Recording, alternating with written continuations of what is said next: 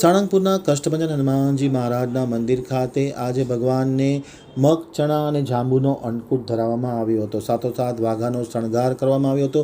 અષાઢી બીજના પવિત્ર તહેવાર નિમિત્તે જગન્નાથ ભગવાનની રથયાત્રા કાઢવામાં આવી હતી. મોટી સંખ્યામાં ભાવિકોએ લાભ લીધો હતો.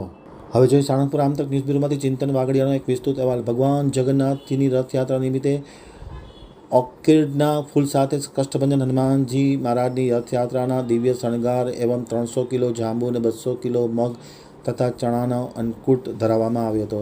સ્વામિનારાયણ મંદિર વડતાલધામ સંચાલિત સુપ્રસિદ્ધ યાત્રાધામ સાળંગપુર ધામ શ્રી કષ્ટભંજન હનુમાનજી મંદિર ખાતે શાસ્ત્રી સ્વામી હરિપ્રકાશ દાસજી અથાણાવાળાની પ્રેરણાથી તેમજ કોઠારી વિવેક સાગર દાસજી સ્વામીના માર્ગદર્શનથી અષાઢી બીજના પવિત્ર તહેવાર નિમિત્તે કષ્ટભંજન હનુમાનજી મહારાજને દિવ્ય વાઘાનો શણગાર કરવામાં આવ્યો હતો.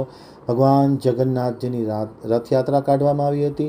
કષ્ટભંજન હનુમાનજી મહારાજને દિવ્ય શણગાર કરવામાં આવ્યો હતો. શણગાર આરતી પૂજારી સ્વામી દ્વારા કરવામાં આવી હતી.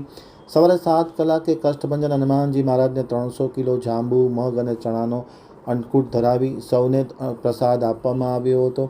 આમતક ટીવીની સાથેની વાતચીતમાં માહિતી આપતા પૂજારી સ્વામીએ જણાવ્યું હતું કે અષાઢી બીજના પવિત્ર અને પાવન તહેવાર નિમિત્તે કષ્ટભંજન દેવ હનુમાનજીને સુરતમાં એક અઠવાડિયાની મહેનતથી બનાવવામાં આવેલ વાઘા પહેરાવવામાં આવ્યો હતો. હનુમાનજીના સિંહાસને વડોદરાથી મંગાવેલ ફૂલનો શણગાર કરવામાં આવ્યો હતો. 300 કિલો જાંબુ અને 200 કિલો મગ ચણાનો અન્નકૂટ ધરવામાં આવ્યો હતો અને અન્નકૂટનો પ્રસાદ સૌ ભાવિક ભક્તોએ લઈ ધન્યતા અનુભવી હતી.